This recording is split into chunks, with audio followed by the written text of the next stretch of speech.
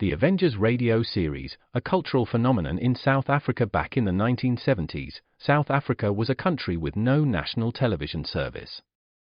It wasn't until 1976 that the country would get its first taste of television broadcasts. But before that, radio was the primary medium of entertainment and information for the masses. This was the context when The Avengers, a British spy FI series, made its debut on South African radio and became a cultural phenomenon. The Avengers was a British television series that originally aired from 1961 to 1969. The show revolved around the adventures of John Steed, a suave and sophisticated secret agent, and his various female associates. The series was a unique blend of traditional spy thriller elements with science fiction and fantasy, which set it apart from other shows of its time. While the series was hugely popular in the UK and had also made a significant impact in the American markets, being one of the rare British series given a network transmission slot, it was virtually unknown in South Africa. This was primarily due to the lack of a national television service in the country until 1976. However, as a film series, The Avengers was able to gain some exposure in South Africa through film rentals. But it was the launch of the radio series that truly brought The Avengers to the masses in South Africa. Come and listen at www.myclassicradio.net. From Hollywood, the George Burns and Gracie Allen Show for Hormel and Spam.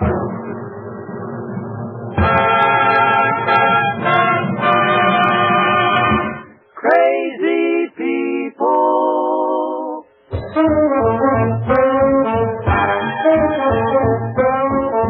Spam, rebop, boom, spam. George Burns and Gracie Allen. On the show where the orchestra singing glee with a smooth E3. Last but not least, with Bud Heaton.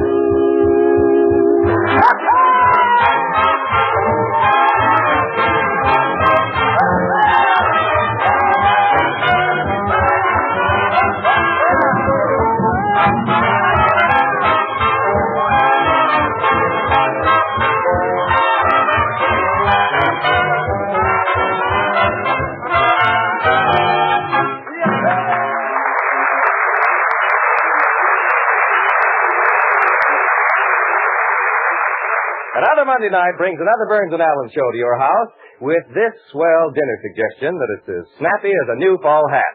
Headline the evening meal with a Spam bake. Just open a can of Spam and bake this delicious meat. Takes only a jiffy, and you'll find the easy recipe right on the label. All summer, smart housewives have served Spam cold. Now that fall is here, baked Spam makes a real hit. When you bake Spam, you enhance the meaty flavor, the satisfying goodness of this delicious meat. You save time because Spam, a perfect blend of pure pork shoulder with ham meat added, is cooked by Hormel's own formula to preserve all the natural, juicy flavor and tenderness of choice meats. Try baked Spam for dinner tomorrow. Ask your food dealer for SPAM Spam when you shop. You'll discover in baked Spam an economical main course that satisfies the family completely.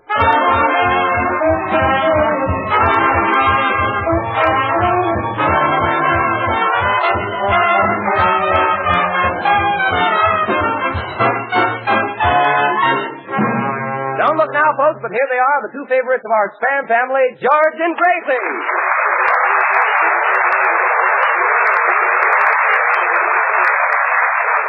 Well, thank you very much. Well, George, here it is September. Yes, Gracie, and the summer is practically over. Leaves are beginning to fall. It's starting to get cold. Squirrels are beginning to gather nuts. I'm staying indoors from now on. In 9 weeks, it'll be Thanksgiving. In 10 weeks, it'll be Thanksgiving again. Picture stars have stopped taking sunbaths. Tourists are leaving town. Dorothy Lamore's taking off her sarong. Tourists are coming back again. Pretty soon, the rest of the country will be snowed in, but California will be sending oranges to Florida, grapefruit to Illinois. Raspberries to Florida. Oh, yes, I certainly killed that joke. Oranges to New York. Yes. Well, that ought to take care of the fall weather. Sí, yo siempre he dicho que el clima de California es una cosa preciosa. A mí me gusta mucho. Oh, yes, and spread. What is that, Senor Lee? In weather like this, I always go into the Brown Derby and order myself a nice glass of gold milk. Gold milk? Sí. You mean cold milk? The prices they charge, it must be gold.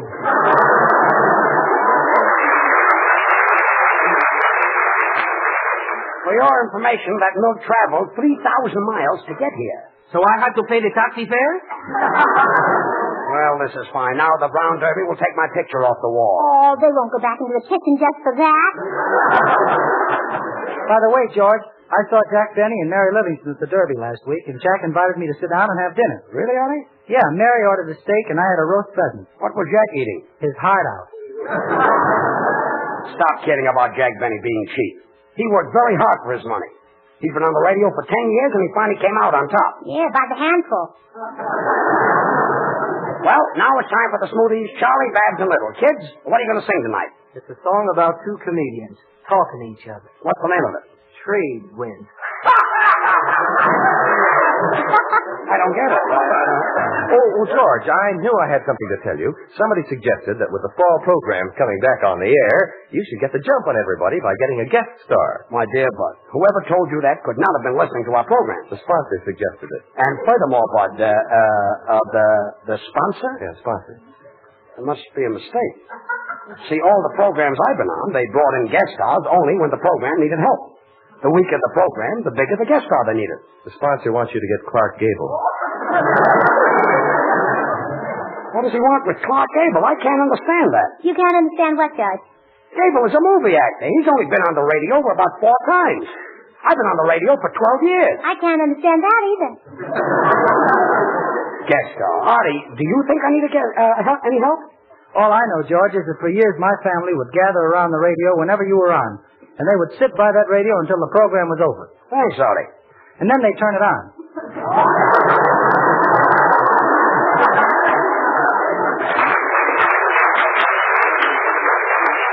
Clark Gable is a guest star. Take away his looks and his personality, and what have you got? George Burns. Gracie. Mr. Burns, What does it sound, man? if you're thinking of getting a guest star, why not give me the opportunity? I used to be a great Shakespearean actor. Really? Yes, for years I toured the country in various Shakespearean roles. Look, there's something I always wanted to know. In the play Hamlet, was there really a love affair between Hamlet and Ophelia? In the company I was in, there was.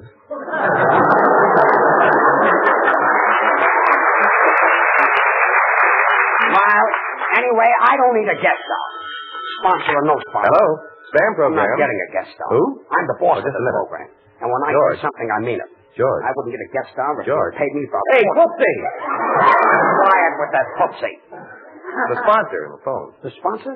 Oh, hello? Yeah, this is George Burns. Yeah. What? What? Yeah, but that shows that the male star of the program is weak. Yeah, but that shows... Yeah, but that...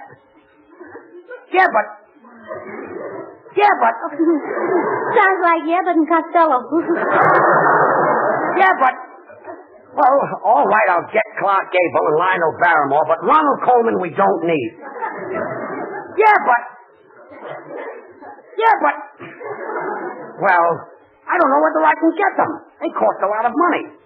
Oh, you want me to call you back? Oh, you're at a board meeting discussing my option? Oh, certainly I'll get them. You wouldn't want me to get Mickey Rooney, too? Oh, later, huh? Well, goodbye, sir. And I'll spare no expense. Spance. That's the joke. Oh, he hung up. Well, that makes us one happy little family. Lionel Barrymore, Ronald Coleman, and Clark Gable. How do you get men like that? Oh, it's easy. I just drop my handkerchief and they pick it up and I say, "Hi, Sue." Oh, stop. I'll say that later. Gracie, they're discussing our option. We've got to do something. Well, George, why don't you get an impersonator who can imitate those guys? Say, that's a great idea. And I know just the fellow. He's a great mammoth. A mammoth? Yes. You mean mimic? No, mammoth. He imitates Al Jolson. I suppose if he could imitate Papa Dion, he'd be a puppet. Now, then he'd be a panic. A panic.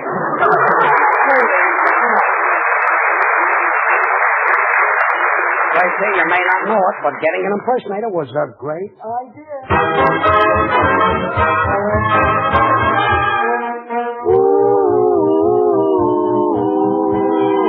Down where the trade wind plays, down where you lose the day.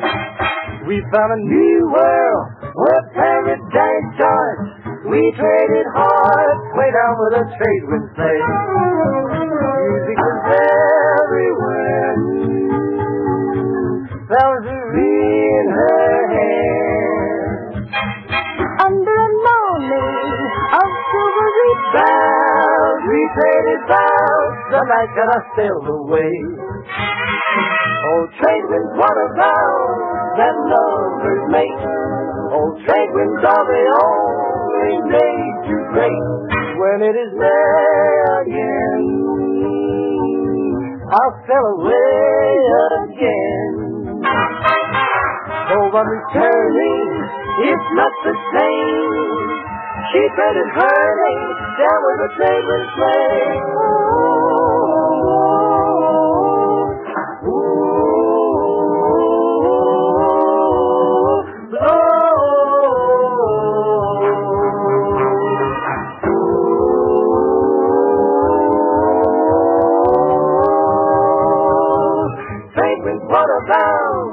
What all about it? All the lovers make trade winds are they only made to break. When it is May again, when it is May again, I'll sail away again, I'll sail away again. Though I'm returning, my love is burning, still it's not the same. You know, love is so trade winds blow, you gotta blow. Oh, blow, blow, you gotta blow. Trade winds blow.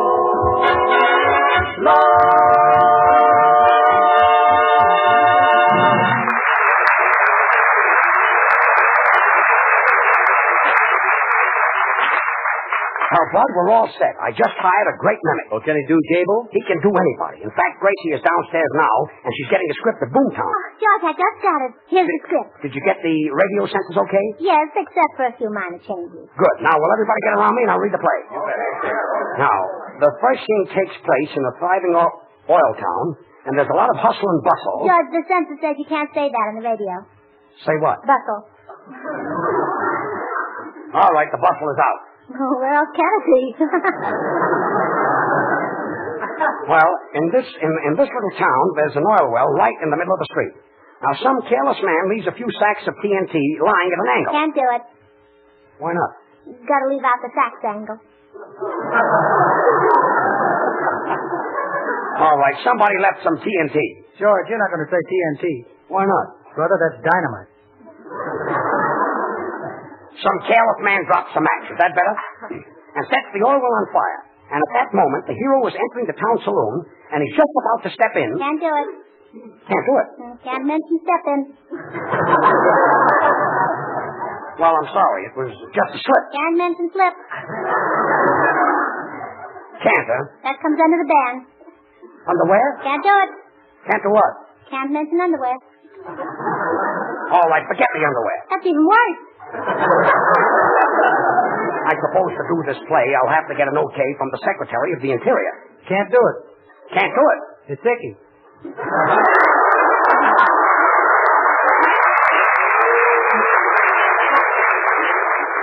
Well, this is fine. If I can't do this play tonight, I'll probably wind up without a job and walking around on my bare feet. You cannot do that. Why not? Too corny. Well, quiet, everybody. We're going to do Boomtown. If it was good enough for the movies, it's good enough for the radio. I don't want any more interruptions. Oh, that's probably the impersonator. Sound man, open the door. You can't say that on the radio. Why not? This door is made of wood. Wood is made of pine. Pine is knotty, and you can't say knotty words on the radio. Sound man, open the door. Hello, Mr. Burns. Oh, this is Peter and Hayes, everybody. Hello, Peter. Hey, listen, I'm sure glad to get this job, Mr. Burns. I haven't worked for about 6 months. I haven't eaten since last week, and you don't happen to have the sandwich on you. You mean sandwich? Later, Peter. We're broadcasting now, you see. Gee, I haven't had a bite since Thursday. George, can I buy them? Quiet. Look, say, Peter, it's very important that you do these impersonations perfectly. I want Lionel Barrymore, Ronald Coleman, and Clark Gable. No, but I can't do Gable. You can't do Gable. You can't do Gable. Well, now I'm in a terrible mess. Here, well, you can take the script anyway. Have you got a knife and fork? Look, don't eat it. Just read it. Bud, will you get the sponsor on the phone? George, what are you going to say to him if he can't be Gable? Well, I'll suggest Gary Cooper. I'll suggest Charles Lawton. I'll suggest Georgie Rabb. Can't do that on the radio. Why not? Too suggestive. Bud, will you get the sponsor? Okay. Senor Burns, if you want a good mimic, I'm just the man you're looking at. You're a good mimic? I'm positive, I think. I do a very fine impersonation of a cockney. A cockney? Listen, put up your hands and reach for the ceiling, you mug. What kind of a cockney is that? James Cockney.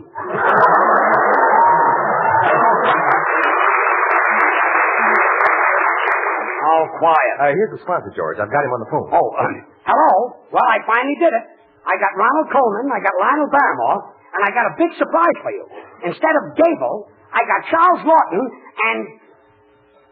Yeah, but...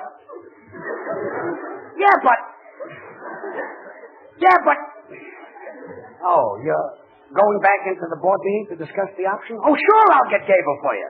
Yes, if I say I'll get him, I'll get him. What do you think I am? Oh. Goodbye. Gracie, what do you think the sponsor said to me? You can't say that on the radio. You said it. Now, Artie Shaw and his boys will do Rose Room, which, by the way, they play nightly at the Rose Room of the Palace Hotel in San Francisco. Plug.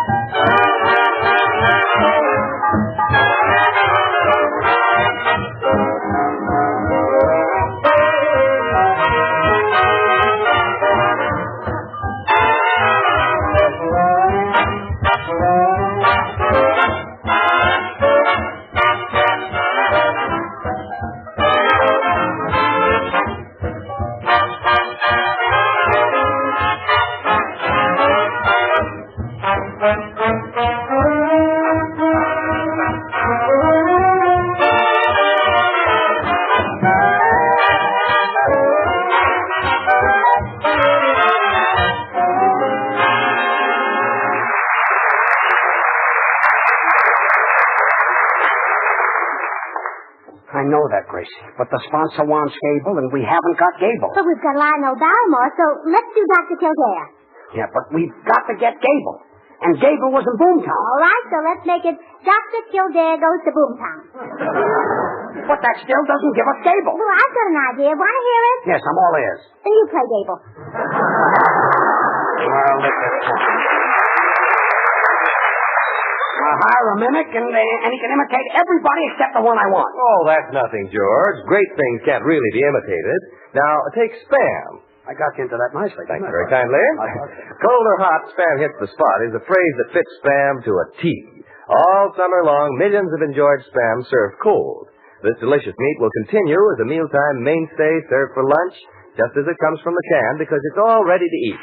Now that school has started, you like to send the family away in the morning with a breakfast that sticks to the ribs. Well, here's a suggestion for a mighty good breakfast that's easy to fix and never fails to get the family up in a hurry. Spam and eggs. You don't have to worry about the family going away hungry, because Spam, S-P-A-M, is delicious meat with a satisfying taste and flavor. Just open a can of Spam, cut off thin slices, and fry quickly in a hot pan. And eggs sunny side up with tender, juicy, golden brown slices of fried Spam is a hearty breakfast as bright as the morning sun, and certainly a welcome change. Give your family Spam and eggs. You'll save time in the kitchen and serve good, economical meals. Spam keeps without refrigeration and is always ready for quick action. So ask your food dealer for Spam when you shop tomorrow. Try the several easy recipes on the label. Then you'll know why Spam is good served cold or served hot. Slice it, dice it, fry it, bake it, cold or hot. Spam hits the spot.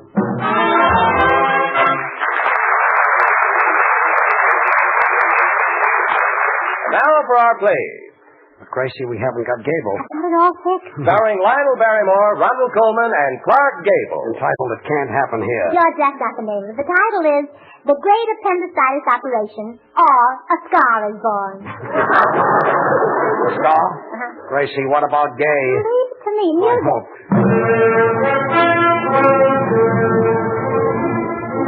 As the play opens, we find Dr. Kildare and Nurse Allen in the operating room. The doctor is performing a very delicate operation. It's a very tense moment. Nurse, forceps. Scalpel. Needle. Well, there you are. Perfect job. Oh, thanks, Doctor. Now sew up the hole in my other stocking.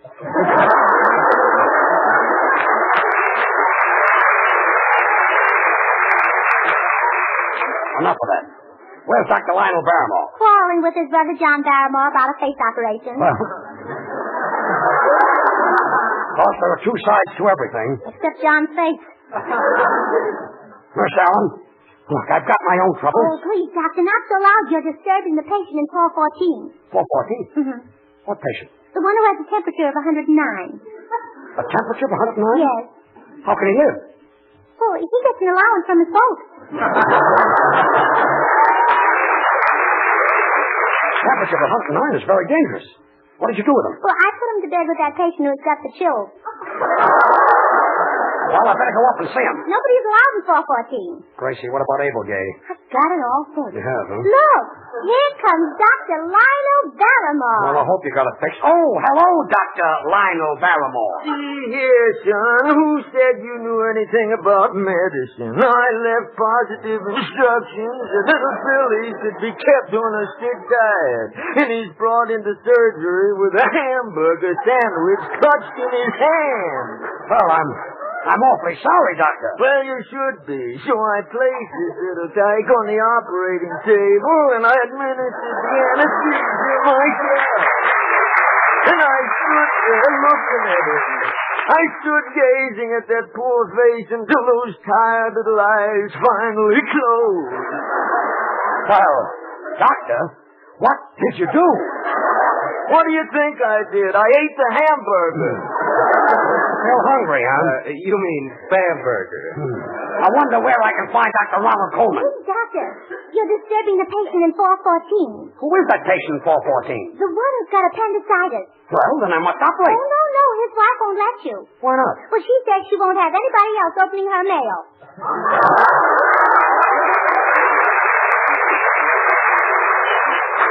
Gracie, what about Abel Gay? Don't worry. Dr. Kildare, go to surgery G. Dr. Kildare, go to surgery G. I can't go to G. Then go to H.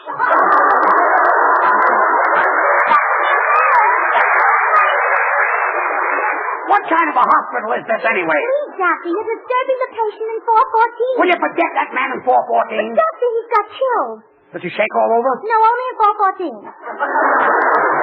Gracie, did you fix that clock on the wall? I'm not Gable to tell the time. It's all fixed. Is it? I hope so. Hello? Hello, this is Dr. Shaw. Yes, Dr. Shaw. They just brought in a patient wearing a white sweater. Send stretcher at once. What do you want the stretcher for? The sweater doesn't fit me. Some doctor. Dr. Kildare? Yes, what is it, senor? Operate quick, doctor. A piece of finger fleed me in the eye. It fleed you in the eye? Hey, You mean it flew in your eye? fleed. Flew. Look, what comes after flies? Flit. Nurse Allen, will you go out and look for Dr. Coleman? Please, doctor. You're disturbing the patient in 414. Who's the fellow in 414? How did he get in here without me seeing him? Well, he was an accident case. He fell off an ironing board. A ironing board? He was pressing his pants and he forgot to take them off. Look, Gracie, if we don't get... We got. When? Later. I hope. Dr. Kildare. Yes, Dr. Houston. I just got a telephone call from New York that might interest you. This person said there's nothing better for a person who expects a nervous breakdown than a good dish of mongoose. Raw mongoose? No, it's cooked. Who said mongoose is cooked? The sponsor if you don't get Gable. Gracie. Don't worry. Here comes Dr. Coleman now. Well, Dr. Ronald Coleman. My dear Dr. Kildare, it's an honor and a pleasure to be a visiting surgeon in your great hospital. I've devoted my entire life to medicine. As a medical man, you know I'm speaking the truth when saying the reward we seek is not material. I don't want glory. I don't want fame. I just want one thing for my work. Well, what is it you want? You don't happen to have a sandwich. No.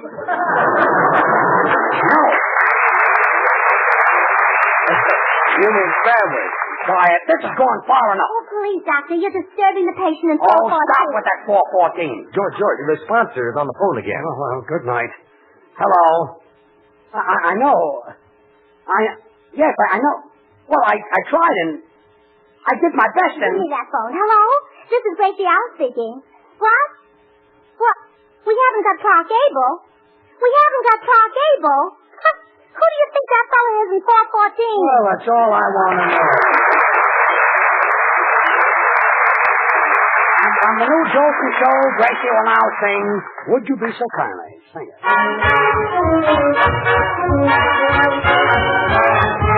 I'm not so hot in my IQ, but that's okay. I've got to tell you I like you, and that ain't hey.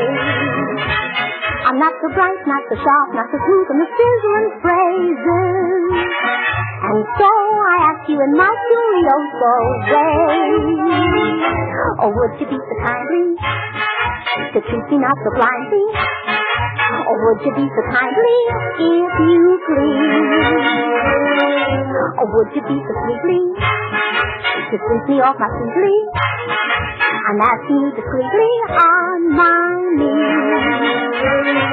Or would you be so gently to say that you'll be true and say it sentimentally, just like the people do?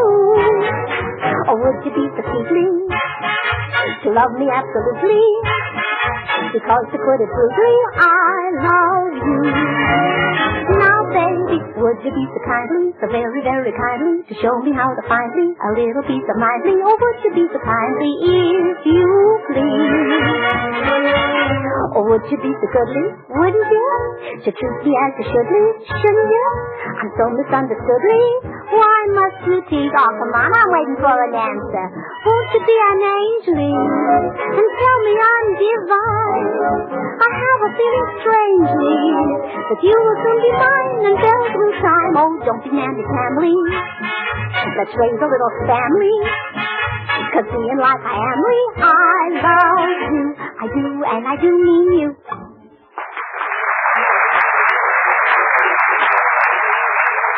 Would you like to see the family completely satisfied after dinner tomorrow evening? Well, here's a sure way to do it. Open a can of Spam, S-P-A-M. Take out this tender, delicious meat, stud with cloves, and pop it into the oven. Baste with a little orange or pineapple juice. Only takes a jiffy, and the simple recipe is right on the label of the Spam can. When the delightful aroma sneaks out of the oven, you'll hardly be able to wait for dinner to be ready. There's an economical main course that's easy to fix, grand to eat. Be sure to ask your food dealer for Spam when you shop tomorrow. Thank you, Bud. Well, Gracie, say goodnight. Good night. And, Peter, I want to thank you for those grand impersonations. But how come that you couldn't do Clark Gable? Well, that would be a very tedious job. In order to do a fellow like Clark Gable, I'd have to stay close to him for about 7 weeks. Should happen to me.